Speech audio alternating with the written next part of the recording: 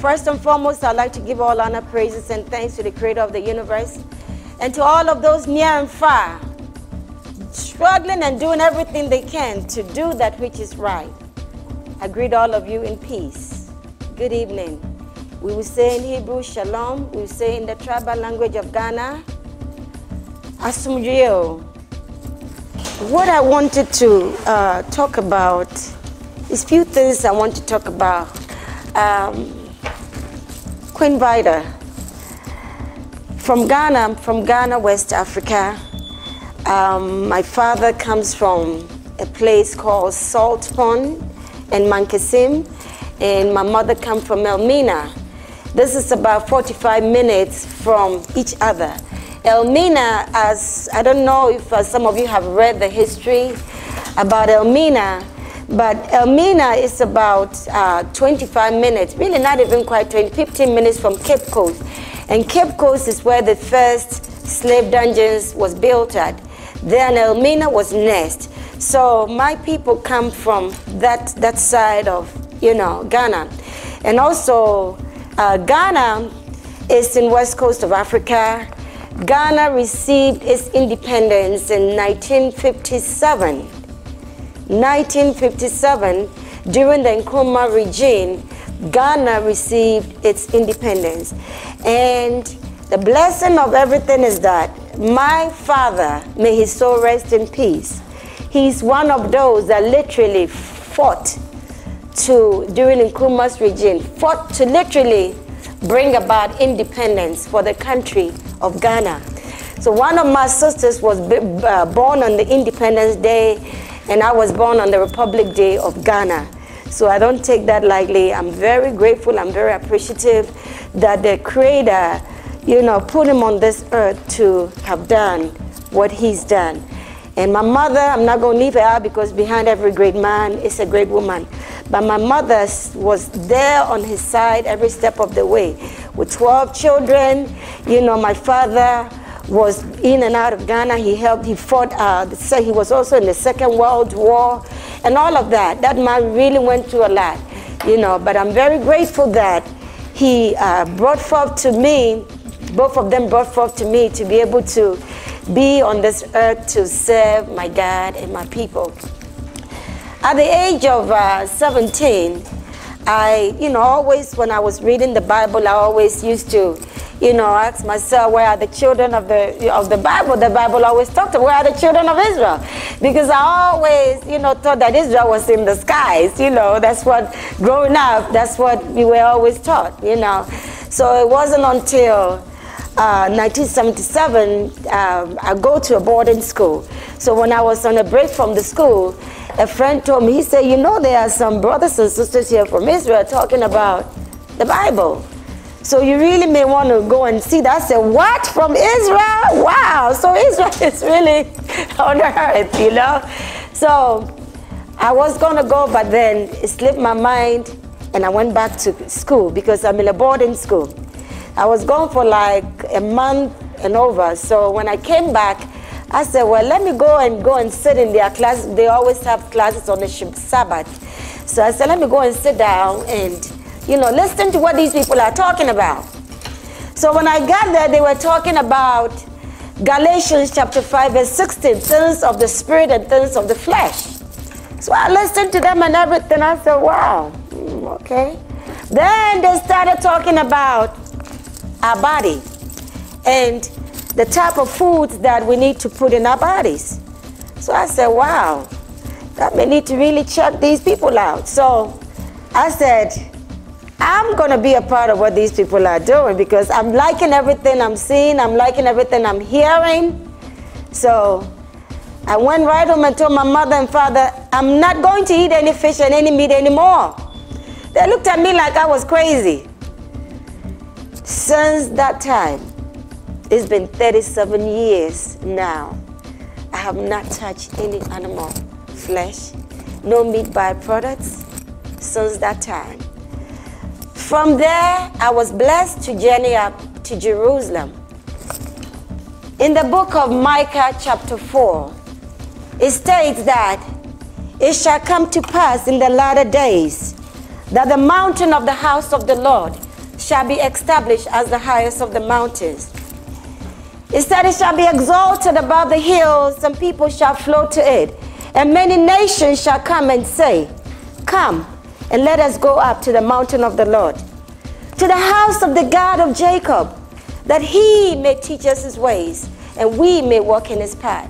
For out of Zion shall go forth the law, and the word of the Lord from Jerusalem. This is the light of Jerusalem. We have to understand that, as the Bible says, it says heaven and earth shall pass away, but not a dot of what the Creator have said shall go unfulfilled. I used to think that Israel was in the sky. Israel is in northeastern Africa. It's not in Asia. Between the year 1859 and 1869, the Suez Canal was built.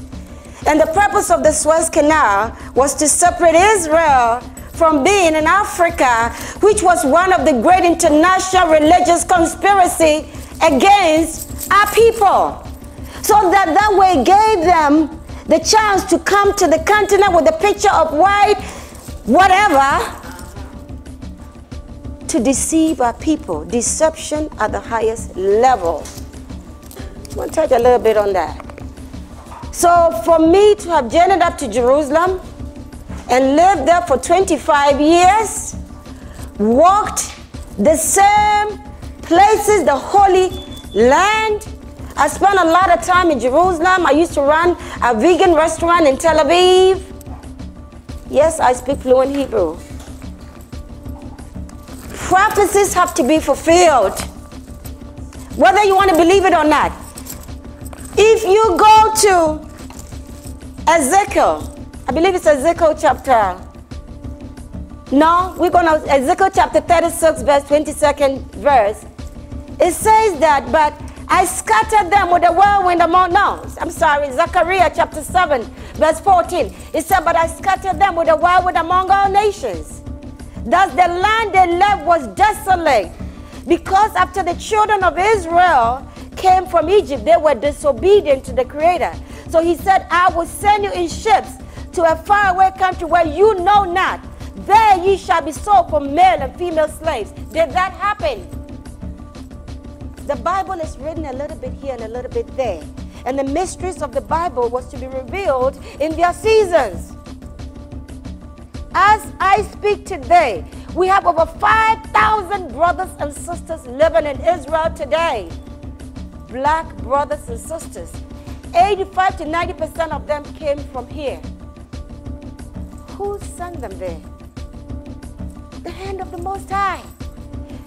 Ordinary man couldn't have done that. We have babies born in that land that have never tasted the wickedness and none of this foolishness in the world. Never. That are living in Israel right now. Stevie Wonder was there in Israel. Whitney Houston was there. Miriam Makeba was there. Nelson Mandela's wife, what's her name? Winnie Mandela was there. We've had people have come all over the world to come and to see for themselves. Prophecies are being fulfilled each day. So I'm grateful and appreciative to the brothers and sisters residing in Israel that came to Ghana and was able to guide me back to what? My land, my language, and my culture. Because a people without the knowledge of their land and their language is like a tree without no roots. I'm grateful. And most of all, they taught me how to eat, to be a vegan. But let me share something with you.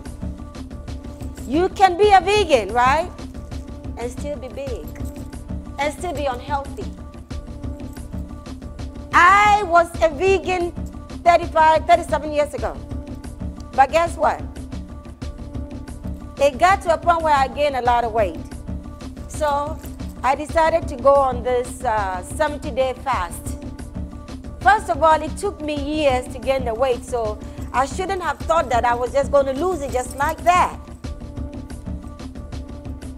I went on this 70-day fast, and what I did that was wrong is that, first of all, it was too many days, okay? And I did lose a lot of weight, but I ended up in the hospital. Because as I was on this fast, I was not detoxifying my body, taking all the different herbs and the colonics and the animals and all of that to remove those toxins. So it was backed up and I got sick. Yeah, I lost weight. I was nice and slim and everything, but inside I was not well. So I was educated and everything, and I went on, and after I got out of the, the hospital and everything, I was on track. But again, I started back to eating, but I had to be mindful to take everything little by little. So what happened? As time went on, I'm the kind of person that if I prepare food and it's not, I don't see the oil floating on top of it, and a lot of us Ghanaians and other African countries, we do that, which is a very bad habit. So in doing so, I make sure when I prepare my food, I have a lot of oil on, because I love to see that oil floating on top of it. But that was literally killing me. I gained a lot of weight. I weighed 214 pounds. All the way until last, I would say about 19 months ago. Besides all of that, I had lost literally 9 members of the family. My mother had 12, it's 5 of us living. I was going through depression, knowing that you lose a sister. She have an engagement in May, she have a wedding in June, she have a baby in November, she died in December. Baby's 20 days old, baby. How do you process that? So from that, lost my other brother who was given the wrong injection at the hospital. He passes away, leaves 2 children, 3 years and 4 years. Then after that, I lose my father. Then after my father, prior to that, I've already lost 2 other brothers before I even was born. Then after that, I lose my father, then from father to mother. So I buried my mother in April, only to find out that my sister passed away also after that in August in London, and the husband didn't tell any of us. I have over 30-something relatives in London. None of us knew anything about it. She had paid her mortgage, everything was paid off. She had bought a brand new Mercedes-Benz. This man took every picture of my sister and put it in a box. She passed away in August, we didn't know nothing about it. So how do you process all of this? Then shortly after that, we buried my sister and my uncle passed away. Then after that, I come back to the States. My baby brother, whom I love so much, he's number 12. He passes away, leaves behind 4 children that we are responsible for now. The baby was only 2.5 years. This is just a little bit over 2 years ago. Then it wasn't even 2 years, a little bit over a year after he had passed, my brother, the firstborn, passes away because of whatever medicine they gave to him in the hospital for diabetes.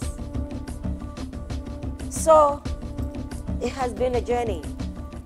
But you know what? I'm grateful I have all of you. It's not easy, but I'm okay. Because you know what? The race is not given to the swift nor the strong, but to he who endureth to the end. Each and every one of us will be tested.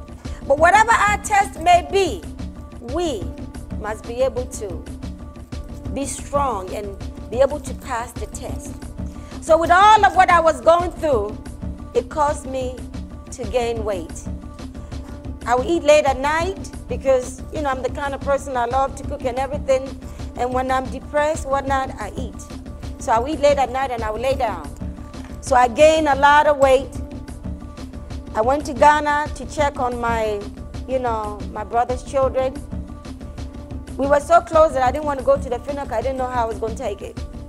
While I was there, I got malaria. So the sister, the hospital I was taken to, I grew up with a sister. She prescribed some medication, but she made a mistake. So when I took the medication, I started having, depression, palpitation, all of that. So when I went back to her, she said, "Oh, I'm sorry. I didn't know that's what I gave you." So what I'm saying is, it's always very important that we do everything we can, make sure our immune system is built up, so that we don't have to even end up going into these hospitals, because you never know what is going to happen when you go to these hospitals. Some people go to hospitals, they be okay, but then when they come, some don't even get a chance to come back. Some people lose their lives. So do everything you can to stay away from there as much as possible. So the sister, after that, I was given this, you know, I was having problems with blood pressure and everything. So I was given this medication right here. When I would take it, my heart would race. When I would take it, it would give me a lot of side effects. It wasn't easy. So it got to a point where one day, the sister that's on that cookbook, Sister Yafa, my spiritual sister, she says, why don't you try going on oilless diet? That was God talking to me through her. She told me about it, but she never told me how to do it. See, I would be in the room laying down, and the Spirit of the Most High would come upon me and it would say, go in the kitchen, put this together, do it this way, do it that way, and you're going to come up with this. So I would be obedient to that voice. And I started going and doing everything that the Spirit was telling me to do. So from eating oilless, the person might ask, how oily, how do you do it? It's so easy. I'll give you some recipes. I was going to do a little demonstration, but unfortunately I fell down this morning, and kind of hit my feet, so I was going to do a little waka waka dance, but all of that another time. I'm also a dancer, an African dance instructor, My father, actually, I got that from my father. He won the first independence dance when Ghana got its independence with Queen Elizabeth at that time, So I took the dancing part from him. So I went on this oilless diet. No oil. How did I prepare my foods? I would take my sunflower seeds, pumpkin seeds, chia seeds, whatever. I make oilless cookies, oilless cakes. When you taste it, it's nice and fluffy. You will not believe that there is no margarine or there's not even no oil in it. Why do I have to use oil when I can actually get the oil from what? The seeds. So I was getting my oil and everything from the seeds.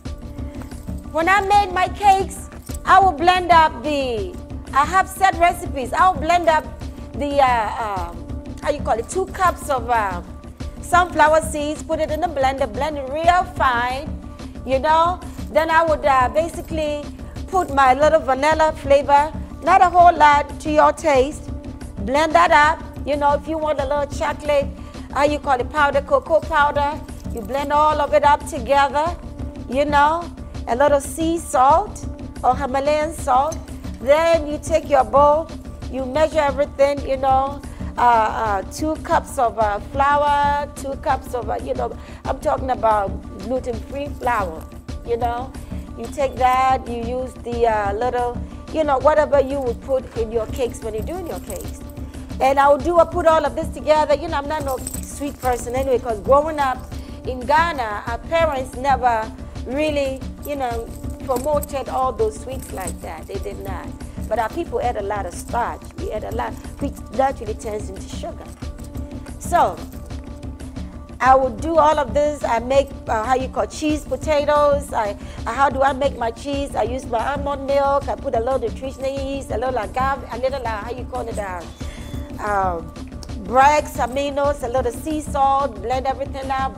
Boil my potatoes, slice it and everything. Put my seasonings in the blender. The fresh garlic, a little parsley, little, paprika. All I blend everything together.